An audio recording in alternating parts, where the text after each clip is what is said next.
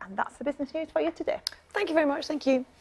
Time now is 8:23. This afternoon, David Cameron will try to persuade MPs to back his package of reforms designed to keep Britain in the EU. He says it will deliver the change he promised, but a senior minister has described the proposals as a mess. So it hasn't been seen in Europe. Joining us now is Bulgarian MEP Eva Paunova. Very good morning to you, Anna. Thank you very much for your time today. Just give us your opening thoughts on this draft agreement as it stands. What do you think of what you've heard from Mr. Cameron?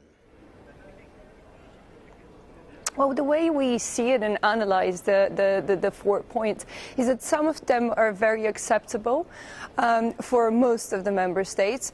But there is a point that, as already a number of member states mentioned, and as the feeling around MEP is, currently, it's very difficult for us to compromise on a fundamental principle such as the free movement. So this would be a crucial point that I think would create the most tensions among European leaders in the next couple of weeks. So, Eva, can you be a bit more precise for us about the specific elements that at this stage would be rejected by Bulgaria, for example? Well, if we speak in particular for Bulgaria, we currently don't see this as something that we can immediately reject. We more see it as a basis for discussion.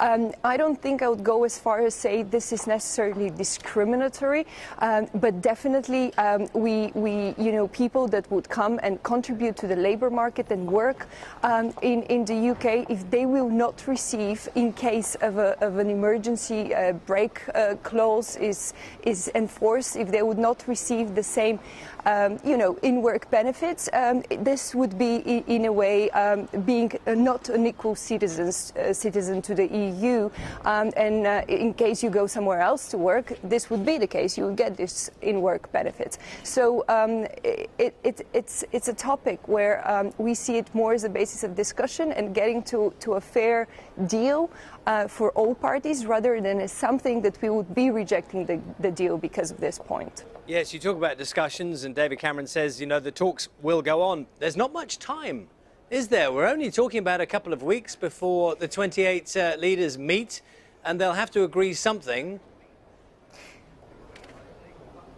Yes, but what's important is that those discussions have already been going for a couple of months now. So it's not that it's going to be everything left to be discussing the next couple of weeks. I'm quite optimistic that actually in the next couple of weeks there could be a deal to be reached. But what is more important is what happens after the summit of the heads of states and governments, because then Prime Minister Cameron will have to go back to the UK and sell back the deal to the UK. And the question is it good enough for some of the Eurosceptics? Because where we are not sure is how honest the Eurosceptics are, in the sense of they say they're already campaigning for Britain leaving the EU, but in the same time they never really said what is a good enough deal for them to campaign for Britain remaining in the EU. Eva, do you accept that if you like, the picture that David Cameron is painting, that Bulgarians, and that is the country for who you represent, are taking advantage of the system, of the benefit system in the UK? Do you accept that in principle?